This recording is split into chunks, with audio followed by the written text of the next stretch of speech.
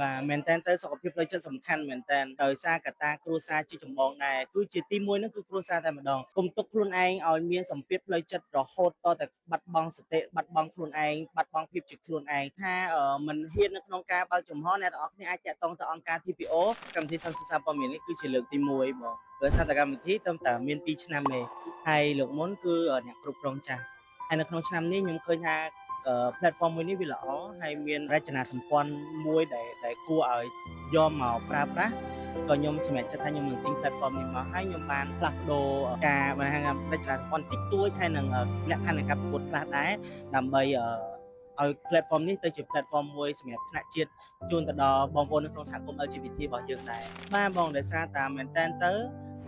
គ្រប់មនុស្សទាំងអស់នៅក្នុងសង្គមគឺជាសម្លេងគឺជាកោសិការបស់សង្គមយើងមិនអាចខ្វះអ្នកណាម្នាក់បានឡើយអញ្ចឹងហើយ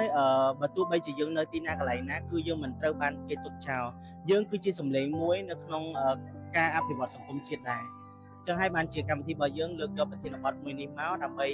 ចែកជូនទៅដល់វត្តមានបងប្អូនសាធារណជនក៏ដូចជាបេក្ខភាពជាពិសេសតែបេក្ខភាពតែម្ដងយើងជ្រើសរើស25បេក្ខភាពនេះតំណាងឲ្យរាជធានីខេត្តរបស់យើង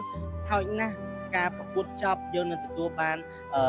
ចំណេះដឹងជូនទៅដល់បេក្ខភាពដោយសារតែនៅក្នុងការប្រកួតរបស់យើងបានរៀបចំនៅវគ្គបណ្ដុះបណ្ដាលសិក្សាជាច្រើនសម្រាប់បេក្ខភាពតាំងពីគម្លាត Digital តាំងពីអេរយាប័តរបស់ប្រជាជនខ្មែរ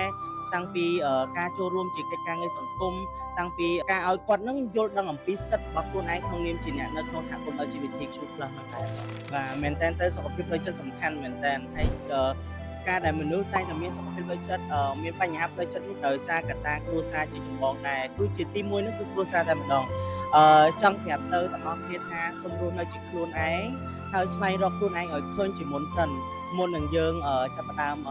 ទាមទារការគ្រប់គ្រងពីអ្នកដទៃជាពិសេសនៅគ្រួសារបើកចិត្តឲ្យទលាយឪពុកម្ដាយកាត់ទឹកអត់ដាច់កាត់សាច់មិនកើតទេ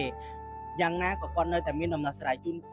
ជូនយើងដែរអញ្ចឹងហើយសូមឲ្យទាំងអស់គ្នាមានការអីនិយាយជជែកជាមួយគាត់បើមិនទាំងអស់គ្នាមិនអាចនិយាយជាមួយពួកគាត់បានគិតថាមិនហ៊ាននៅក្នុងការបើកចំហអ្នកទាំងអស់គ្នាអាចតាក់ទងទៅអង្គការ TPO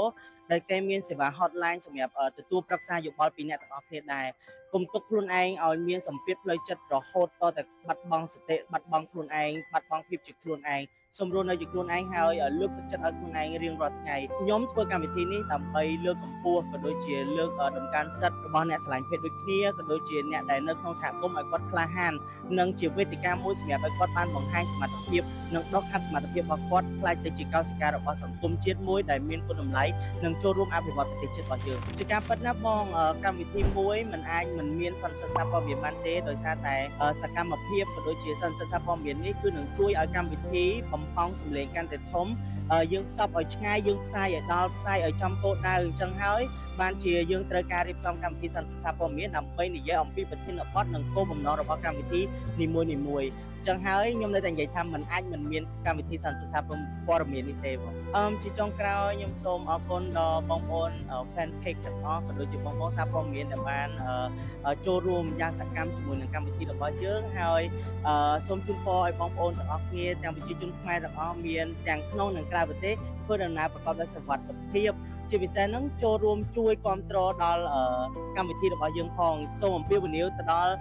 បងប្អូនបណ្ដាក្រុមហ៊ុនឯកជនដើម្បីឲ្យចូលរួមមែនទែនទៅកម្មវិធីរបស់យើងត្រូវការបងប្អូនចូលរួមឲ្យបានគ្រប់ស្រទាប់វណ្ណៈគ្រប់គេហៅថាគ្រប់វិស័យចូលរួមជាធ្លុងមួយដើម្បីបង្ហាញថាយើងនៅមានការគ្រប់គ្រងយើងមានភាពកក់ក្ដៅពីបងប្អូនដើម្បីរៀបចំកម្មវិធីហើយដើម្បីដុសខាត់បេក្ខភាពទាំង25រូបរបស់យើងហើយយើងនឹងរកឃើញបេក្ខភាពដែលតំណាងឲ្យសហគមន៍របស់យើងនៅក្នុងពេលឆាប់ៗនេះអរគុណបង